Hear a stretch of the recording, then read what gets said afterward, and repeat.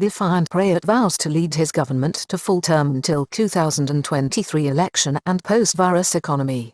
PM offered an apology on Tuesday after he came out fighting on Monday evening following a day of crisis when the vaccine supply debacle over the weekend was exposed and confronted.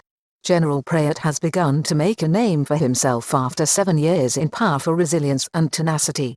He ordered a press conference at Government House fronted by key officials while he used the Senate floor to send a signal to his political opponents in which he also took a swipe at unrestricted freedom of speech. Thai Prime Minister Prayut Chan-o-cha, on Tuesday, offered an apology for the government and the Center for COVID-19 Situation Administration, CCSA, which he heads over the vaccine supply debacle which emerged last weekend and was on public display this Monday as leading agencies and officials bickered with each other over who was to blame. Thai Prime Minister Prayut Chan-o-cha apologized to the public for the vaccine supply debacle over the weekend when appointments for inoculation were hurriedly cancelled after vaccine supplies did not materialize. However, the tenacious government leader, who has been in power now for 7 years since the 2014 coup, vowed on Monday evening to continue leading the country until his term expires in 2023. As the Prime Minister and Director of CCSA, I am the top executive in this war against COVID. I must apologize for the problems that happened and I take all the responsibility, he declared. On Monday, Prayut vowed to stay in office until his term in government expires in 2023 following controversy this week over the failure of his government to supply enough vaccine doses to the vaccination campaign and mounting criticism of his leadership. The now veteran leader, who has occupied the government's seat of power for 7 years since the 2014 coup, told Thailand's Senate that his detractors had only made him more determined to serve. PM told the Senate on Monday he would complete a full term in office, meaning an election will be held in 2023 under the terms of the 2017 Constitution on Monday evening, in the wake of the controversy over the disruption to vaccine supplies and a public spat between the Bangkok Metropolitan Administration, BMA, the local authority for Bangkok, the Ministry of Public Health and the Center for COVID-19 Situation Administration, CCSA, the government oversight body for tackling the COVID-19 crisis, which he chairs. Prime Minister Prayut Chan-o-cha told the Senate that he was determined to see out his full 4-year term as government leader which expires in 2023.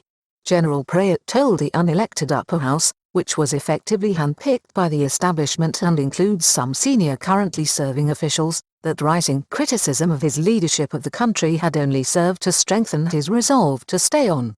General election highly likely before 2024 or in 2023, which the current PM should win as things stand under a Section 272 of the 2017 Constitution. This upper house would have a say in the election of a prime minister once the poll is held before 2024. Reports that the ruling Palang Pracharath Party needs more time to organize to fight an election nationwide.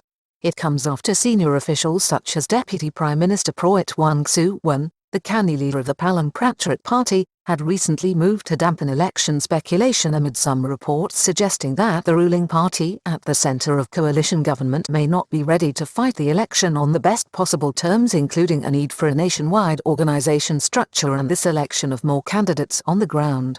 There is also growing acceptance that, economically, the country will not return to anything like normality until the early part of 2023. This is a view currently shared by many economists, including Bank of Thailand Governor Sethaput Sathawatnaruput, a former advisor to the PM. Dissolution of parliament is the prerogative of the Prime Minister, warned Bumjathay party leader.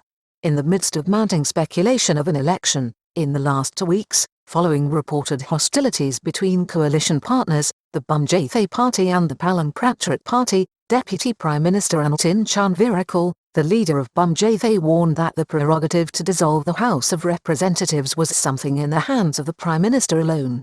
PM, on Monday evening, appeared to criticize unrestricted free speech while burnishing his anti-corruption credentials in Parliament. The PM emphasized, on Monday, that his tenure was one without corruption and also appeared to suggest democracy should have limits, particularly concerning free speech.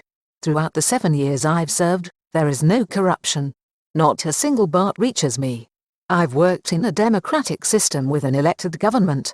How much more democracy do you need? Should anyone be able to insult anyone? Should one disrespect his parents? Should one abuse his teachers freely? Senate passed the first reading of the 500 billion baht borrowing bill with 205 votes for and no votes against. The Prime Minister was speaking during the reading of the bill to pass the executive decree authorizing 500 billion baht in extra government borrowing, which was swiftly approved by the body in a vote with 205 voting in favor and 2 abstentions. PM promised to maintain financial discipline under the law but rejected criticism of his government's rising public debt level, saying it was necessary. He gave the senators an assurance the State Fiscal and Financial Disciplines Act of 2018 would be adhered to even as the government is expected to face a tightening budgetary position with significantly higher levels of public debt and less leeway in its day-to-day financial position with lower tax revenues. He took on those who have been critical of his government's loosening of the public purse strings and the rising public debt figure. We have to ask ourselves whether it is necessary, what the level was before I came. Did I single-handedly create these debts? Concerned this year over the country's short-term economic performance with growth for 2021 critical, the 2018 law limits the level of government or public debt to 60% of GDP. At the end of March, the public debt level was 54.3% of GDP and the Finance Ministry projects that figure to rise to 58.6% this year. Some economists are concerned that with a 2.6% contraction in the first quarter of 2021 followed by a projected 1% GDP gain in the second quarter, that the kingdom may be challenged to achieve any GDP growth for 2021. Exports are up under 1.8%. GDP growth rate is predicted at the moment by economic forecasters. The current range of projections suggests a 1.8% rise in annual GDP driven by hope for a rebound in foreign tourism at the end of the year and a continued buoyancy in export sales, which are projected to rise by up to 9%. However, headwinds in domestic spending, fears that the virus outbreak may spread within the manufacturing sector, as well as continued impediments to the vaccination drive, are all matters of concern right now to Thai economic planners.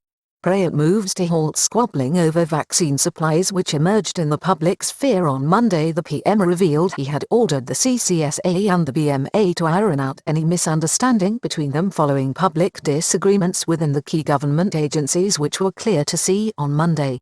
This followed a war of words between the Minister of Public Health Anutin Charnvirakul and the Bangkok Metropolitan Administration, BMA, in which it appeared that the Bangkok authorities have been quickly forwarding delivered vaccine doses to cater for a large volume of appointments made under the Morprom online registration system in the city, while it appears that the authority was expected to manage things so that supplies did not run out.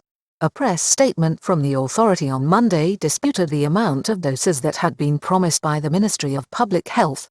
It gave a figure of 2.5 million doses, while Mr. Anutin on Channel 3 TV suggested that only 500,000 doses were allocated and later indicated that this was confirmed by the CCSA.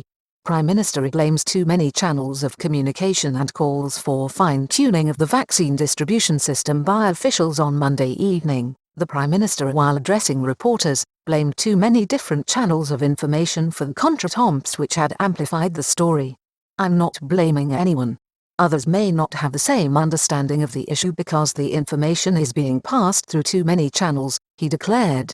He suggested that right now there may be enough doses for 100,000 shots to be administered per day. Analysts insisted last week that the government must vaccinate 400,000 a day to achieve the country's target by the end of the year of having 70% of the population inoculated with 2 vaccine doses.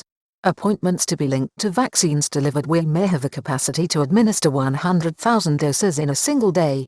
But where are the vaccines for appointments on other days, he asked, and added, if any such problems still exist, do some fine-tuning. He indicated that appointments in the future must be linked to the availability of vaccine shots.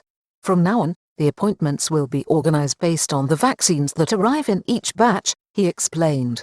There was considerable frustration and anger stoked among the public and health practitioners over the weekend at the breakdown in the vaccination process, with appointments hurriedly cancelled.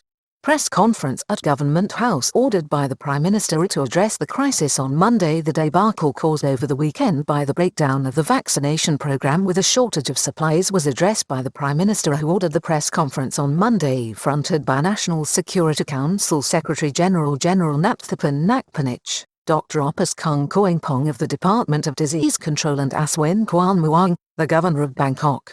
Chaos and confusion as vaccination drive is left in disarray with no new doses supplied this week. Officials at the Center for COVID-19 Situation Administration, CCSA, made it clear that more deliveries of vaccines are still due and will be processed out into the system in the coming weeks. 6.5% of the population have already received a first dose, while in Bangkok it is over 17% of the population. Both Dr. Opus of the Department of Disease Control and Governor Aswin on behalf of the Bangkok Metropolitan Administration, BMA, also agree the government must make sure there are enough vaccines to inoculate 70% of the population by the end of 2021.